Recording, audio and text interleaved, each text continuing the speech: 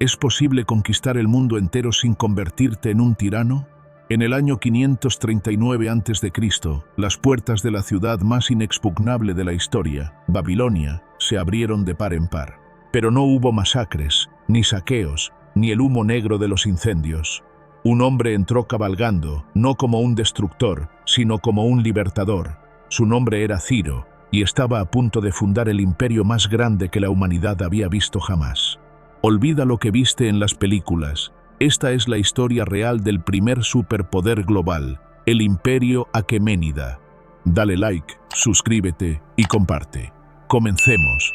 Para entender la magnitud de lo que Ciro el Grande construyó, primero debemos mirar el mapa de lo que hoy es Irán. En aquel entonces, los persas no eran más que un grupo de tribus seminómadas, pastores y guerreros que vivían bajo la sombra y el yugo de un gigante, el Imperio Medo. Los persas pagaban tributo y agachaban la cabeza, pero la sangre que corría por sus venas era de una ambición indomable. Ciro no era un hombre común. Según la leyenda, su propio abuelo, el rey Medo Astiages, intentó asesinarlo cuando era un bebé porque un sueño profético le advirtió que su nieto lo destronaría. Pero el destino, como suele ocurrir en la historia de los grandes imperios, no puede ser enterrado. Ciro sobrevivió, creció en las sombras y, en el año 550 a.C., hizo lo impensable. Unificó a las tribus persas y se levantó en armas contra sus propios señores. Esta no fue una simple rebelión de esclavos, fue el nacimiento de una nueva forma de hacer la guerra. Ciro combinó la movilidad extrema de la caballería ligera con una visión estratégica que sus enemigos no pudieron comprender a tiempo. En pocos años, no solo derrotó a los medos, sino que absorbió su ejército y su territorio. De la noche a la mañana, el joven rey persa se encontró al mando de una potencia regional, pero su mirada estaba puesta mucho más allá del horizonte. El primer gran obstáculo para la hegemonía persa fue Creso, el rey de Lidia, famoso por poseer riquezas incalculables. Creso, confiado en su oro y en su oráculo, cruzó el río Jalis para enfrentar a Ciro. Cometió un error fatal. En la batalla de Timbrea, Ciro utilizó una táctica brillante y extraña. Al darse cuenta de que los caballos de la caballería lidia temían el olor de los camellos, colocó a sus animales de carga en la vanguardia. Los caballos enemigos entraron en pánico, y el reino de Lidia, con todo su oro, cayó en manos persas. Con Lidia bajo su control, Ciro ahora dominaba las rutas comerciales que conectaban Asia con el mar Egeo. El mundo antiguo estaba en shock. ¿Quién era este persa que estaba devorando reinos como si fueran piezas de un tablero? Pero el verdadero clímax de este ascenso llega con Babilonia. Imaginen murallas tan anchas que 2 carros de guerra podían cruzarse sobre ellas sin tocarse. Babilonia era la metrópolis absoluta de la antigüedad, protegida por el río Éufrates y considerada imposible de asaltar por hambre o por fuerza. Sin embargo, Ciro no usó la fuerza bruta ni el asedio prolongado. Sus ingenieros desviaron el curso del río hacia un canal seco, permitiendo que sus tropas marcharan por el lecho del río, entrando a la ciudad por debajo de las pesadas puertas de hierro durante una noche de festín babilónico. Lo que sucedió después cambió la ética política para siempre, y es la razón por la que Ciro es el único extranjero llamado Mesías en los textos bíblicos. Ciro no solo perdonó a los ciudadanos, sino que emitió un decreto grabado en un cilindro de arcilla. El famoso cilindro de Ciro. En él, declaró la libertad de culto y permitió que los pueblos desplazados, incluidos los judíos esclavizados, regresaran a sus tierras y reconstruyeran sus templos. Este acto no fue solo bondad, fue una genialidad administrativa. Al respetar las costumbres locales, Ciro eliminó la raíz de las futuras rebeliones. Había inventado el concepto de imperio tolerante, donde los súbditos no servían por miedo al látigo, sino por los beneficios de la paz persa. Ciro el Grande murió en el año 530 a.C., luchando en las fronteras salvajes contra las tribus nómadas de los masagetas. Dicen que la reina Tomiris decapitó su cuerpo en un acto de venganza, pero su legado ya era indestructible. Había dejado un territorio que se extendía desde el Indo hasta las costas del Mediterráneo. Sin embargo, un imperio tan vasto tiene un problema inherente: la sucesión. ¿Quién puede mantener unida una estructura de ese tamaño cuando el arquitecto original ya no está? La muerte de Ciro dejó un vacío de poder que su hijo, Cambises II, tendría que llenar de inmediato. Pero mientras Ciro era visto como un padre y un sabio, Cambises sería recordado por algo mucho más oscuro, sangriento y errático. Su obsesión no era la paz, sino el último gran premio del mundo antiguo, Egipto. Pero lo que Cambises encontraría en las arenas del Nilo no solo sería gloria, sino una serie de eventos extraños que pondrían al imperio al borde del colapso total. A la muerte de Ciro, el trono pasó a manos de su hijo Cambises II. Si Ciro fue el arquitecto, Cambises quiso ser el mazo que terminara de demoler a las potencias rivales. Su mirada se fijó en Egipto, la civilización más antigua y prestigiosa de la época. En el año 525 a.C., Cambises lideró una expedición masiva a través del desierto del Sinaí. Pero no fue solo estrategia militar lo que le dio la victoria. Cuenta la leyenda que utilizó la psicología contra los egipcios. Sabiendo que sus enemigos adoraban a los gatos como deidades sagradas, ordenó a sus soldados pintar imágenes de la diosa Bastet en sus escudos y, según algunos relatos, colocó gatos reales en la vanguardia. Los egipcios, temiendo herir a sus dioses, se retiraron en el caos. Con la conquista de Egipto, Cambises había logrado lo que ningún otro rey persa: unir los valles del Nilo, el Éufrates y el Indo bajo una sola corona. Sin embargo, aquí es donde la historia se vuelve oscura y llena de sombras. Mientras Cambises estaba en Egipto, los rumores de locura empezaron a rodear su figura. Los historiadores griegos, quizás con algo de prejuicio, afirmaron que profanó tumbas y mató al buey sagrado Apis. Pero el verdadero peligro no estaba en los templos egipcios, sino en su propia casa. En el corazón de Persia surgió un pretendiente al trono que afirmaba ser Esmerdis, el hermano menor de Cambises. El problema era que Cambises, supuestamente, había ordenado asesinar a su hermano en secreto años antes para evitar rivalidades. ¿Quién era entonces ese hombre que estaba sentado en el trono? La crisis fue total. Mientras Cambises regresaba a toda prisa para reclamar su corona, murió en circunstancias extremadamente sospechosas. Algunos dicen que fue un accidente con su propia espada, otros que fue un suicidio o un asesinato. El imperio, en ese momento, estaba a punto de fragmentarse en 10 pedazos. Pero en medio de este caos apareció una de las figuras más brillantes y astutas de la historia: Darío I, un oficial de la Guardia Real y pariente lejano de la dinastía. Darío, junto con otros 6 nobles, urdió un plan para exponer al impostor. Afirmaron que el hombre en el trono no era el hijo de Ciro, sino un mago llamado Gaumata que se parecía físicamente al príncipe muerto. En una noche de sangre y acero, Darío y sus aliados asaltaron el palacio y pasaron al falso rey por la espada.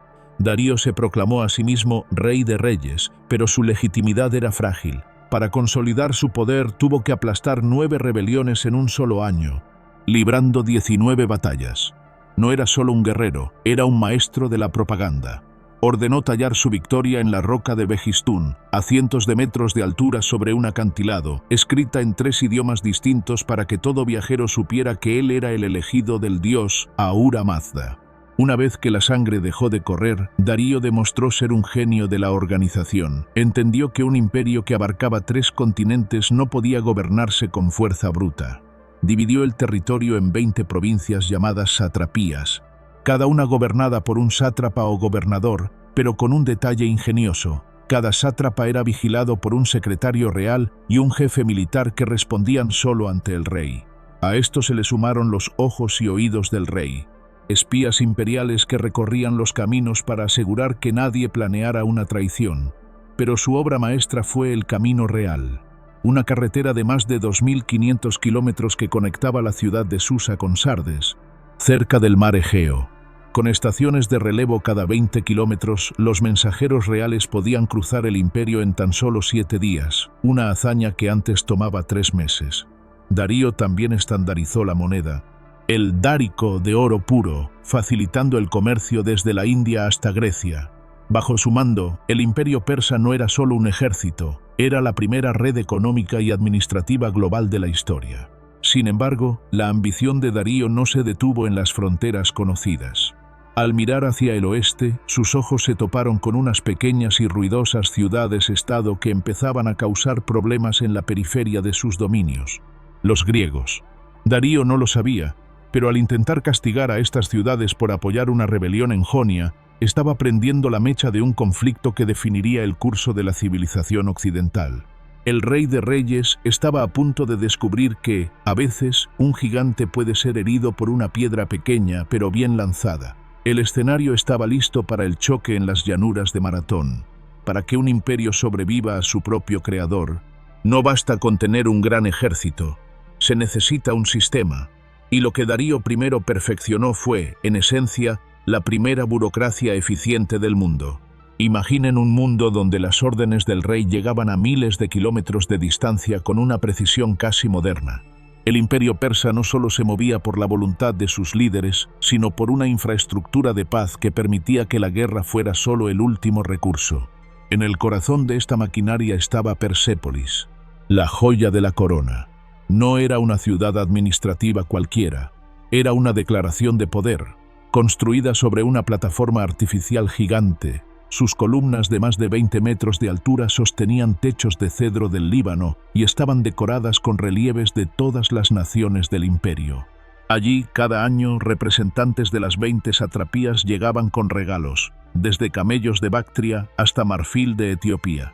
Este sistema de tributos no era un simple robo, era el motor de una economía que permitía que el imperio financiara proyectos de ingeniería asombrosos. Uno de ellos fue el Canal de los Faraones en Egipto, un antepasado del Canal de Suez que conectaba el río Nilo con el Mar Rojo, permitiendo que la flota persa dominara tanto el Índico como el Mediterráneo. Pero, ¿qué ocurría cuando la diplomacia y el comercio fallaban? Entraba en juego la maquinaria militar persa, una fuerza que combinaba la diversidad de un continente con una disciplina de hierro. El núcleo de este poder eran los inmortales. Eran una unidad de élite de exactamente 10.000 soldados de infantería pesada.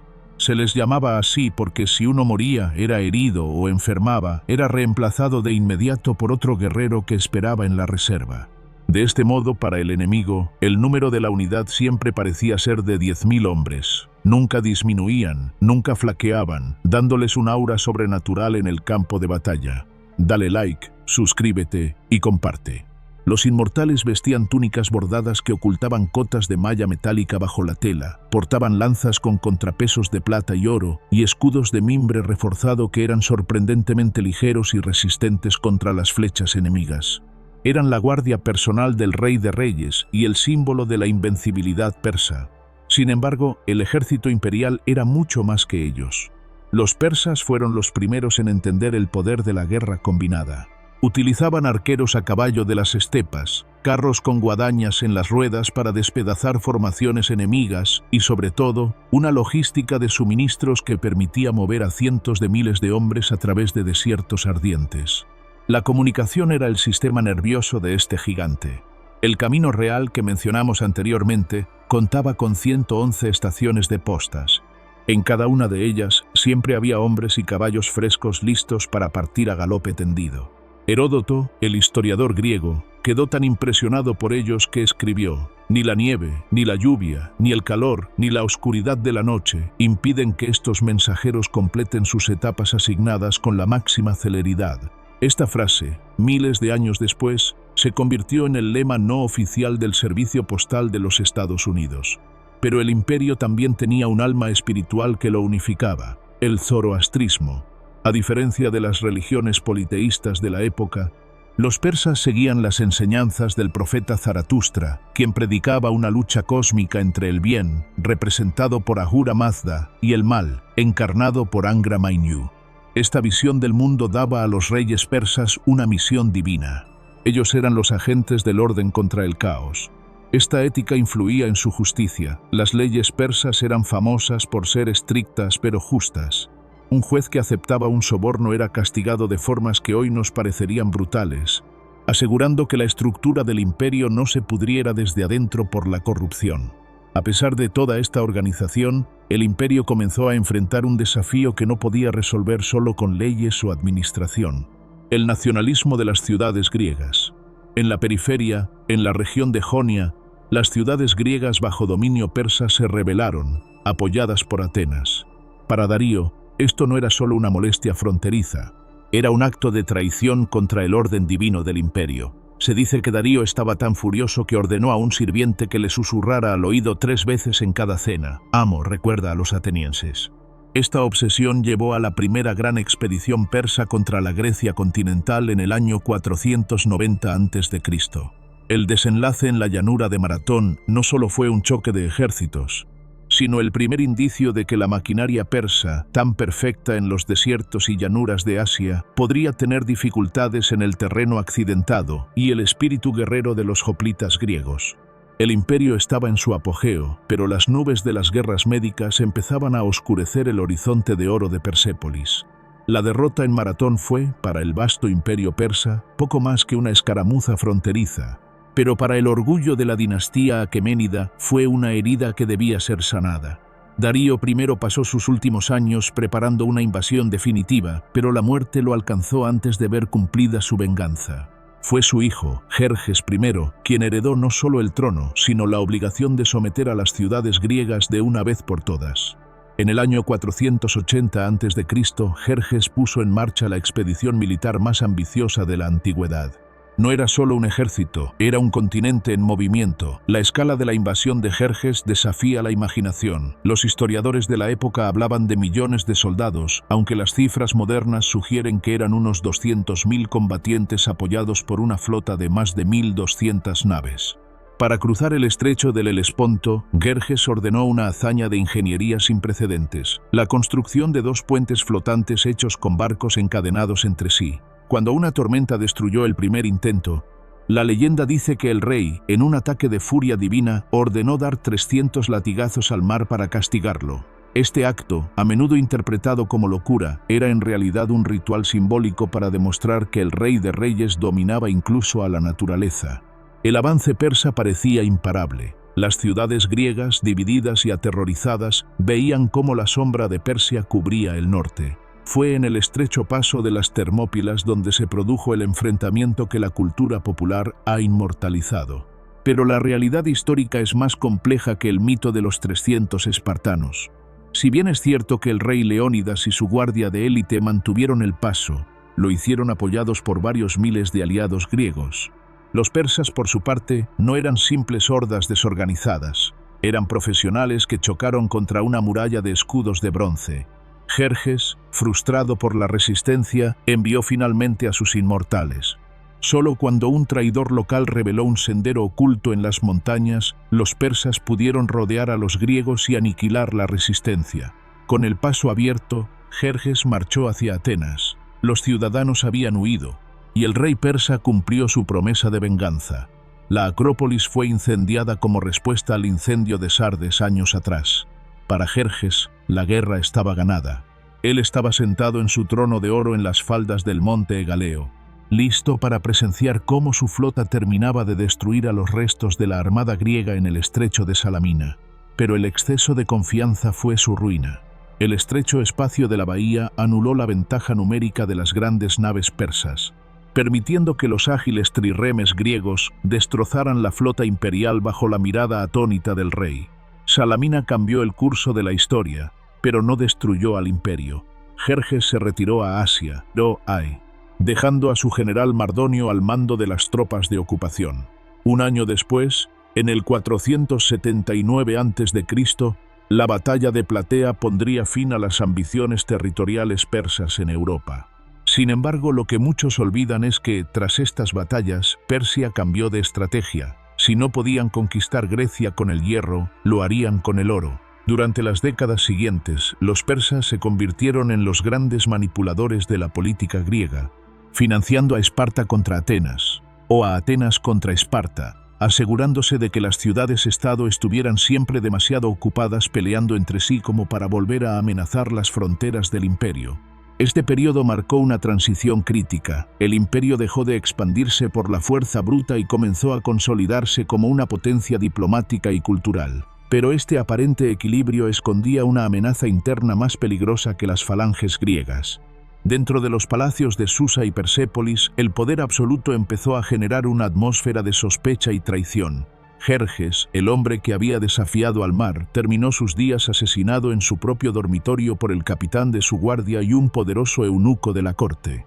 La muerte de Jerjes en el año 465 a.C. abrió una puerta que nunca volvería a cerrarse del todo, la era de las intrigas de palacio. El imperio seguía siendo el más rico y poderoso del mundo.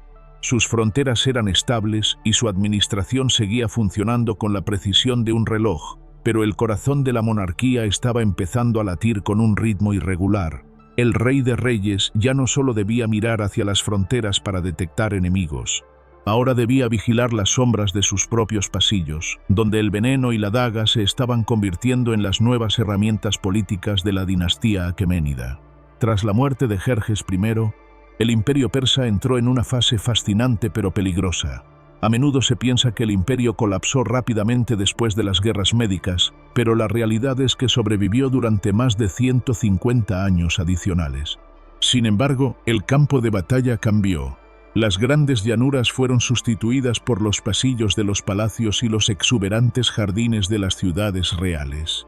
El poder ya no solo se ganaba con la espada en el frente, sino con el veneno, la influencia de los eunucos y las complejas alianzas dentro del harén real. Artajerjes I, hijo de Jerjes, ascendió al trono en medio de un baño de sangre, teniendo que ejecutar a sus propios hermanos para asegurar su posición. Fue bajo su reinado donde la estrategia del oro persa se perfeccionó. Artajerjes comprendió que los griegos eran invencibles cuando estaban unidos, pero extremadamente vulnerables a la codicia. Así, los sátrapas de Asia Menor se convirtieron en maestros de la diplomacia oscura, enviando caravanas cargadas de monedas de oro para sobornar a políticos en Atenas y Esparta. Esta política fue tan efectiva que, durante la guerra del Peloponeso, los persas jugaron con ambas potencias como si fueran piezas de un tablero, asegurando que Grecia se desangrara a sí misma mientras Persia recuperaba el control de las ciudades costeras sin perder un solo soldado. Pero mientras el imperio dominaba la política exterior, el núcleo de la familia real se estaba pudriendo. El harén, que originalmente era un espacio de vida privada, se transformó en el centro de la toma de decisiones. Reinas como Parisátide se convirtieron en las verdaderas arquitectas del poder, manipulando las sucesiones y utilizando a sus hijos como peones en juegos mortales. Esta inestabilidad llegó a su punto crítico tras la muerte de Darío II, cuando estalló una guerra civil fratricida entre el nuevo rey, Artajerjes II, y su hermano menor, Ciro el Joven. En el año 401 a.C., Ciro el Joven intentó usurpar el trono liderando un ejército que incluía a 10.000 mercenarios griegos, conocidos por la historia gracias a la obra de Jenofonte. Aunque Ciro murió en la batalla de Cunaxa, el hecho de que un ejército extranjero pudiera marchar hasta el corazón del imperio y luego escapar luchando reveló una debilidad sistémica. El imperio era un gigante con pies de barro si el mando central fallaba. Artajerjes II, a pesar de ser el rey que más tiempo gobernó en la historia persa, un total de 45 años, pasó gran parte de su vida sofocando rebeliones de sátrapas que se sentían más poderosos que el propio monarca. La corrupción administrativa empezó a carcomer el sistema de las satrapías que Darío el Grande había diseñado con tanta precisión. Los gobernadores provinciales comenzaron a heredar sus cargos como si fueran propiedades privadas, dejando de enviar los tributos completos a la tesorería real y creando sus propios ejércitos personales. El sistema de los ojos y oídos del rey se volvió ineficiente, ya que los espías eran a menudo comprados por los mismos hombres a los que debían vigilar. En este clima de desconfianza surgió una figura oscura que aceleró la caída, el eunuco Bagoas. Este hombre, que alcanzó el cargo de visir, se convirtió en el verdadero poder detrás del trono. En un periodo de pocos años, Bagoas fue responsable del asesinato de Artajerjes III, el último gran rey capaz de reunificar el imperio por la fuerza, y también de su sucesor, Arses.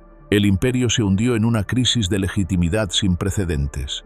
La corona de Ciro el Grande estaba siendo manoseada por conspiradores que no tenían interés en la gloria de Persia, sino en su propia supervivencia. Finalmente, en el año 336 a.C., un pariente lejano de la familia real fue colocado en el trono por Bagoas, pensando que sería una marioneta fácil de controlar. Su nombre era Darío III.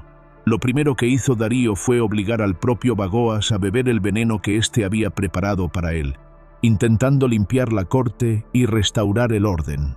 Pero el tiempo se le había acabado. Mientras Darío intentaba reorganizar un imperio fragmentado y desmoralizado, al otro lado del mar Egeo, un joven rey macedonio de apenas 20 años acababa de cruzar el Helesponto. Ese joven no venía a sobornar a los persas ni a pedir tributos. Venía a destruir el orden mundial establecido y a reclamar para sí el título de rey de Asia. El encuentro final entre dos mundos estaba a punto de ocurrir. Dale like, suscríbete y comparte. Hasta la próxima.